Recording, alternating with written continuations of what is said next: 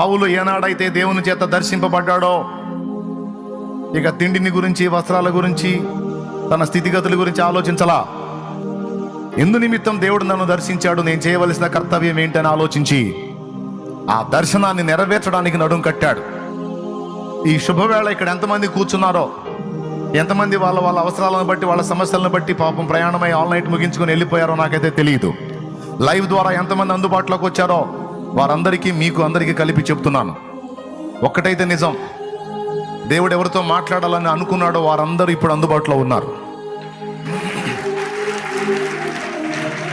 దేవుడు ఎంతమందికి అయితే తన సమాచారం ఇవ్వాలనుకున్నాడో వారందరినీ ఎటు కథల్ని ఇలా ఎక్కడే కూర్చోబెట్టాడు.